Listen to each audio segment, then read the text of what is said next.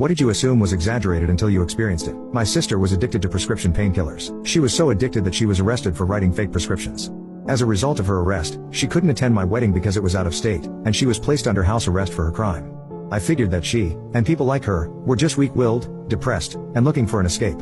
I had little sympathy for people who were addicted to things that were legal, especially prescription medicine. If it was really that addictive, it wouldn't be legal, right?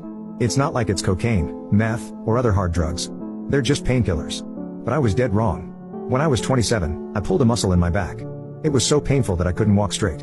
I'm not entirely sure how I even made it to the doctor's office, but as soon as I hobbled and they said, "Pulled muscle," I suppose I had the telltale walk of a man who tried to lift too much without bending his knees. Anyway, the doctor prescribed me 2 prescription drugs. I believe one was a muscle relaxer, and one was a painkiller.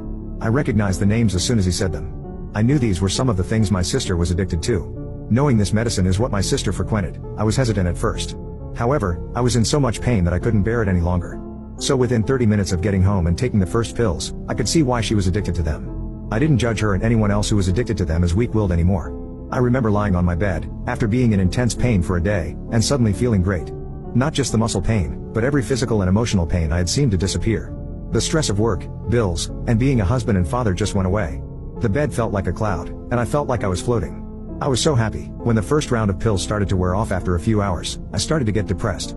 Not just because the physical pain was coming back, but because some of my emotional worries and stress started to creep back into my mind. I started to think about how much income I would lose from taking a few days off for my back pain. I started to think about the cost of the pills. I started to think about the domestic chores I'd been neglecting during my prescription painkiller trip. But mostly I was thinking about if it was safe to take the next round of pills yet. The doctor said every 6 hours, and it had only been 4 hours. Could my liver handle it? Did I care if it could or not? Then it hit me. I need to stop this before it gets worse. I didn't want to end up like my sister. I liked my stressful life just fine. I didn't need to escape from it. So I quit taking the prescription pills, and decided to go with over-the-counter painkillers, stretching, and patience instead. When I got back to work after a few days, a coworker offered to buy the leftover pills from me. But I didn't want to be that guy. I didn't want anything to do with those things anymore, so I flushed them down the toilet. But from that moment forward I had newfound sympathy for people who can't quit them. I understand the attraction they have. My sister ended up overdosing on morphine a few years later. When we cleaned out her house after her passing, she had over 300 empty prescription pill bottles in her room. Some of them were the same kind I took for my back. The worst part was that those were just the empty ones. Some of her addicted friends had already come into her room and got the full bottles before we got there.